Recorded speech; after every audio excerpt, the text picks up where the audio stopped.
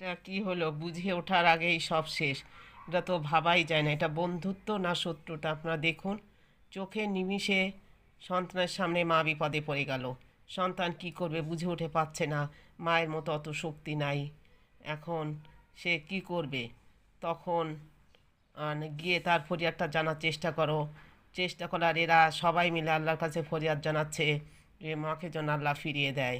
তারপর দেখেন কার দোয়া কখন কাজে লেগে যায় সেটা দেখুন, ভাবুন, আর ফলাফল দেখুন। কারণ দেখেন অতগুলা পাখির দোয়া আল্লাহ কবুল করলো, কুকুরটা ফিরে আসলো। কারণ দোয়া করলে আল্লাহ যদি কবুল করে তাহলে তার ফলাফল দেখা যায়। সবই আল্লাহর ইচ্ছা। দেখেন কিভাবে বেঁচে আসলো। হ্যাঁ দেখুন, এটাকে আপনি কি বলবেন, বন্ধুত্ব না শত্রুতা? হ্যাঁ, কারণ বাঁচতে গেলে লড়তে হবে, তখন শক্তিটা এমনিতে এসে যায়। দেখেন ভাগ্যে যদি থাকে জিতে যাবে, ভাগ্যে যদি না থাকে তাহলে আক্রান্ত হবে। এখন শেষমেশ কী হয় দেখতে থাকুন। কারণ এখানেও কিন্তু মা সন্তানকে নিয়ে আছে, কারণ শেষ চেষ্টা থাকবে যে সন্তানকে ভালো রাখার।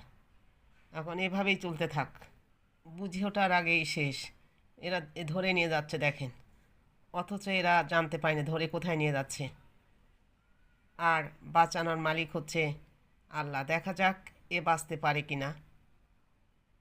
এখন মা চলে আসলো, এসে বাচ্চা দেখে, বাচ্চা কই গেল, বাচ্চা তো নাই। অথচ সে চায়নি যে তার বাচ্চা অন্য কোথার থেকেও চলে যাক, তাই সে বাচ্চার খোঁজে বের হয়ে গেল এবং এই যে ধরে ফেললো।